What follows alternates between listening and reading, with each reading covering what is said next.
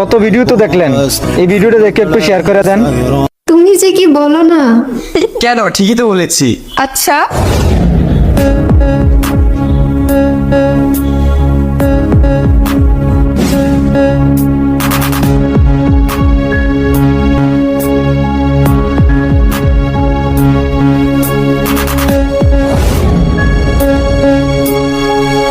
এই যে ভাই, এই যে আমি একটা বিপদের মধ্যে আছি, বুঝলেন?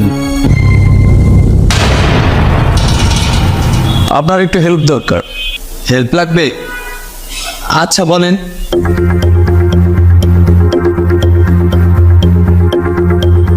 না আসলে হয়েছে কি, একটা লোক, ভালো লোক না খারাপ লোক, এক নম্বরের বদমাইশ। ওই বদমাইশ করে কি আমার বউরে জ্বালায়, প্রত্যেক দিন জ্বালায়, বুঝছেন? আমি একটা নিয়ত করছিলাম, রাস্তাঘাটে যে জায়গায় আমি বদমাইশটারে পাবো, আরে পিঠে ওর হাড্ডি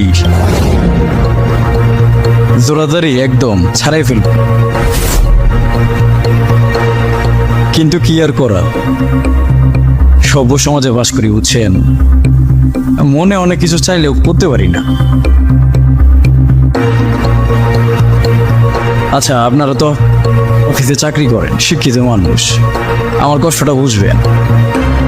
বলেন তো, এরকম অবস্থায় আইনিভাবে আসলে করণীয় কি? আপনি থানায় যান, থানায় গিয়ে যোগাযোগ করেন, দেখেন ওনারা কি বলে, আপনার সমস্যার কথাটা ওইখানে খুলে বলেন। হ্যাঁ, আপনি অবশ্যই একটা সৎ পরামর্শ দিলেন।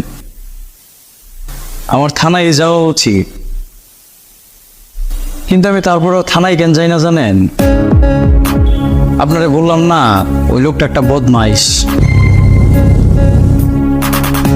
তার চেয়েও একটা বড় সমস্যা আছে, আমার যে বউ, ওই লোকের চেয়েও বেশি খারাপ, বুঝছেন? আমি থানায় যেয়ে যদি কমপ্লেন করি, আমার বউ যাইয়া ওই লোকের পক্ষে সাক্ষী দিবে, আমার পক্ষে কথা বলবে না। তারপরেও কি আমার থানায় যাওয়া উচিত?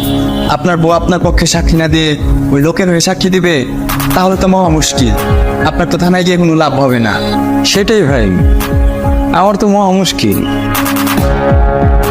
এই মুশকিল থেকে বের হওয়ার অনেক চেষ্টা করছি, বুঝছেন, কিন্তু পারি নাই। আচ্ছা ভাই, জানেন আমার বউরে না আমি মারছিও, গায়ে হাত তুলছি, বুঝছেন, একবার